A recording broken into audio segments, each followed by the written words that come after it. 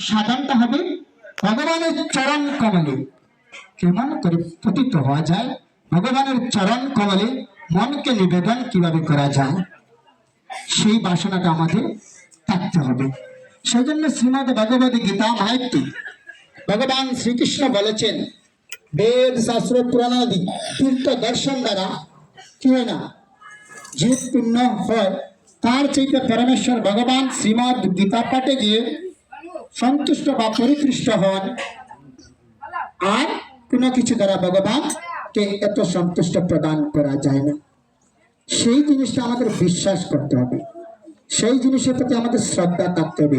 যদি শুধুমাত্র গীতা পাঠের কারণে যদি ভগবান এত সন্তুষ্ট লাভ করেন, আমরা কেন গীতা পাঠ শ্রবণ থেকে বিরত হচ্ছি? জীবন দশা অবস্থা আমি গীতার কথা শুনলাম না, ভাগবতের কথা শ্রবণ করলাম না, হরে কৃষ্ণ। আর মৃত্যুর সময় যদি আমার ডেড বডির উপরে যদি গীতা গ্রন্থখানা যদি রাখা হয়, আমার কি মঙ্গল হবে? হবে না। যেমন মা বাবা জীবদ্দশা থাকা অবস্থায় যদি মা বাবার সেবা করলাম না, চিকিৎসা নিলাম না, মা বাবা রোগাক্রান্ত আছেন, সেদিকে কোনো খেয়াল করলাম না, আর মারা যাওয়ার পর যদি ধুলায় লুটাগড়ি করলাম, ইস আমার মা তো চলে গেলেন, তখন সেই ভাবনা কান্না কাজে আসবে না।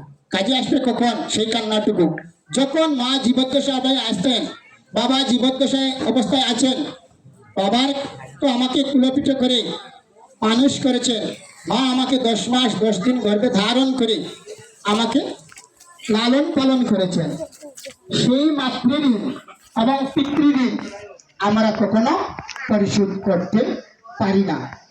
কিন্তু জীবদ্দশা অবস্থায় একটা সুসন্তানের কাম্য হচ্ছে পিতা মাতার, যেভাবে আমাদেরকে পিতা মাতা কুলেপিঠে করে কি করেছেন, মানুষ করেছেন, ঠিক বৃদ্ধ বয়সে পিতা মাতারও আমাদের ছেলে মেয়েদের জন্য আমরা যেভাবে সংসারে খেয়াল রাখি, ঠিক তদ্রুপ পিতা মাতার চেয়েও বেশি খেয়াল রাখা আমাদের প্রয়োজন। অনেক জায়গায় অনেকখানে দেখা যায় 4-5 জন সন্তান থাকা সত্ত্বেও মা বৃদ্ধাশ্রমে, মার জন্য ভালো বিছানা নেই, মার জন্য সেবার কোনো ভালো ব্যবস্থা নেই, মার চিকিৎসার কোনো ভালো ব্যবস্থা নেই। এইরকম সন্তান গর্ভে ধারণ করলে কি আমাদের মঙ্গল হবে? তো এই জন্য সর্বপ্রথমে এজন্য বলেছেন, পিতা নশ্বস্যাম জননী নশ্বস্যাম। পিতা পিতা নহে, মাতা মাতা নহে। যদি পিতা এবং মাতা সন্তানকে কৃষ্ণ ভজনের পথে যদি অগ্রগামী না করেন, তিনি পিতা হতে পারেন না, তিনি মাতা হতে পারেন না। জন্ম দিয়েছেন ঠিক, কিন্তু সন্তানকে কৃষ্ণ ভক্ত করা আমাদের প্রতিটি পিতা এবং প্রতিটি মাতার দায়িত্ব। শুধু যে আমাদের দীক্ষা গুরুর কাছ থেকে যে দীক্ষা নিলাম তিনি যে গুরু তা নন। প্রথম গুরু হচ্ছেন আমাদের জন্মদাত্রী মা এবং জন্মদাত্রী পিতা, জন্মদাতা পিতা। সেই পিতা যদি এবং মাতা যদি আমাদেরকে যদি ছোট বয়সে যদি আমাদের ধর্মীয় শিক্ষা যদি অনুভূতি না দেন, আমি আমার পিতৃদেবতাকে, আমি এক জন্ম পিতার গর্ভে পৌরুষে জন্মগ্রহণ করেছিলাম বলে আমি আপনাদের মতো সাধুগুরুর চরণ প্রান্তে পৌঁছতে সক্ষম হয়েছি। যখন আমি ক্লাস 2-তে ছিলাম, তখন আমার পিতা বলেছিলেন যে বাবা তুমি যখন স্কুলে আসছো, প্রথমে স্নান করে ঠাকুর করে গিয়ে একটু গীতা পাঠ করো, তারপর স্কুলে। এই যে পিতার বাক্যটুকু আমি মনে প্রাণে বিশ্বাস করেছিলাম বলে আজ পিতার আশীর্বাদে আপনাদের মতো সাধু সজ্জনের চরণদোলা পাওয়ার উপযোগী হয়েছে। যে আমাদের প্রত্যেক পিতা আর আমার যিনি মা, আমার মা আমাদের জন্য অনেক করে গেছে। আমি যখন একবার অসুস্থ হয়েছিলাম, আমার মা বলেছিলেন আরে আমার ছেলের কি অজ্ঞা। আমি যেভাবে একমাত্র সন্তান, যার মা নেই, সে জানে মায়ের বেদনা কত, কিন্তু সেই মা এবং সেই বাবা আমরা থাকতে চিনি না, যখন হারিয়ে ফেলি তখন মায়ের মর্যাদাটুকু বুঝি, বাবার মর্যাদাটুকু বুঝি। হরে কৃষ্ণ। তো আমার মতো যারা মাতৃহারা সন্তান আছেন বা যাদের মা বাবা আছেন, আমরা সময় থাকতে যেন মা বাবার সেবা করি, মা বাবার যত্ন করি। কেননা মা বাবার যদি আশীর্বাদ না থাকে, আপনি যতই সাধু হন আর যতই তিলক করেন, যতই ভাগবত আলোচনা করেন, কোথায় কোনো ফল লাভ করবে না। কৃষ্ণ।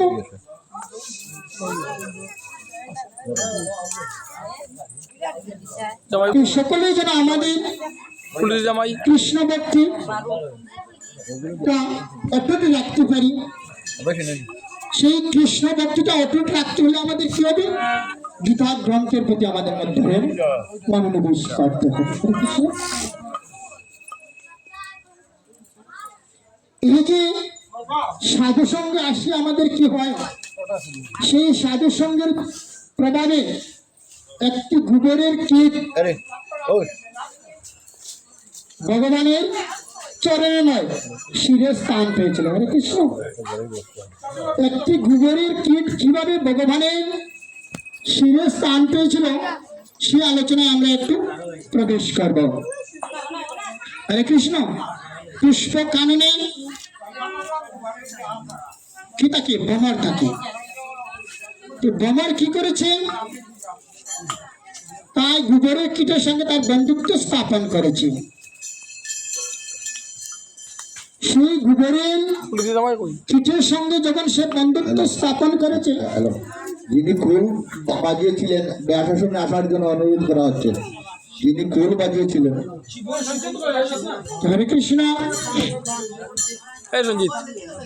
সঞ্জিত সেই ভ্রমর যখন গোবরের কীটের সঙ্গে বন্ধুত্ব স্থাপন করেছিলেন, তখন ভ্রমর সেই গোবরের কীটকে বলছেন, হে বন্ধু, চলো আজ আমরা মধু সংগ্রহে যাব। তো গোবরের কীট সে গোবরের ঘরতে থাকি, সে তো কোনোদিন মধু সংগ্রহ করে নাই এবং মধুর আস্বাদ গ্রহণ করে নাই। তখন তার বন্ধু যখন বলেছে সে গোবরের কীট তো যেতে পারে না, এই ভ্রমরটা কি করছে? তার টুট দ্বারা স্পর্শ করে টুটের মধ্যে করে পুষ্প কাননে নিয়ে গেছে। পুষ্প কাননে গিয়ে একটি কদম্ব ফুল নামে একটি বড় ফুল পেয়েছে। সেই ফুলের মধ্যে ভ্রমরটা কি করেছে? গোবরের কীটকে রেখেছে। আর গোবরের কীট তো সর্বাক্ষণিক সে গোবরের আস্বাদ গ্রহণ করে, কিন্তু সে তো মধু সংগ্রহ করে নাই। সে তার জীবদ্দশায় যখন প্রথম মধু সংগ্রহ করেছে, তার মধ্যে এমনই অমৃতত্ব স্বাদ উপভোগ করতে হবে। হরে কৃষ্ণ। আমরা সবাই এক মনা হয়, আনমনা হলে কিন্তু কৃষ্ণ কথায় ছুটে যায় এবং নাম অপরাধ হয়। হরে কৃষ্ণ। যতক্ষণ তত হয় আমরা আধা ঘন্টা শুনবো, কিন্তু মনোযোগ শ্রদ্ধার সমন্বয় চিত্তে গেলে আমরা কৃষ্ণ কথা যেন আস্বাদন করতে পারি। হরে কৃষ্ণ। তাই আমি আপনার সকলের চরণে বিনম্র প্রার্থনা রেখে কথাগুলো বলছি। হরে কৃষ্ণ। তো আমরা এই গোবরের কীট যখন মধু সংগ্রহ করছি, ভ্রমরটা কি করছে? একটি কদম্ব ফুলের মধ্যে সেই গোবরের কীটকে রেখেছে। আর গোবরের কীট কি করছে? মধু সংগ্রহ করতে করতে কদম্ব ফুলের অনেক গভীর অংশে পৌঁছে গিয়েছে। যত মধু সংগ্রহ করছে তার মধ্যে মধুর স্বাদটা তত বেশি বৃদ্ধি পাচ্ছে। আর এই পুষ্পের মধ্যে যখন ভ্রমর গোবরের কীটকে রেখেছে, সে পুষ্প কানন অন্যান্য পুষ্প থেকে মধু সংগ্রহ করার জন্য ছুটাছুটি করছে। এভাবে যখন মধু সংগ্রহ করছে ভ্রমর, শেষান্ত বিকেলবেলা সেই গোবরের কীটকে নিয়ে যাওয়ার জন্য খোঁজাখুঁজি করছে। কিন্তু যে কদম্ব ফুলের এমন গভীর অংশে যখন পৌঁছেছে, ভ্রমর কিন্তু আর গোবরের কীটকে পাচ্ছে না। অনেক খোঁজাখুঁজি করছে পুষ্প কাননে, কোথাও পাচ্ছে না। না পেয়ে একা আনমনে ভ্রমর তার গন্তব্যস্থলে চলে গেল। আর গোবরের কীটটা খেয়েছে সেই কদম্ব ফুলের গভীর অংশে রয়েই গেল। আর সে মনে মনে ভাবছে, আরে আমার বন্ধু যে আমাকে রেখে গেল আমার দিকে, কিন্তু সে যতই মধু সংগ্রহ করছে তার মধুর স্বাদে সে স্বাদ বন্ধুর কথাও ভুলে গেছে। তো পরদিন পূজারী ব্রাহ্মণ কি করেছেন, সেই পুষ্প কাননে গিয়েছেন পুষ্প চয়নের জন্য। আর সেই কদম্ব ফুলটা অতি সুন্দরভাবে প্রস্ফুটিত হয়েছে। সেই পূজারীর মনে এই কদম্বের প্রতি আকৃষ্ট হয়েছে।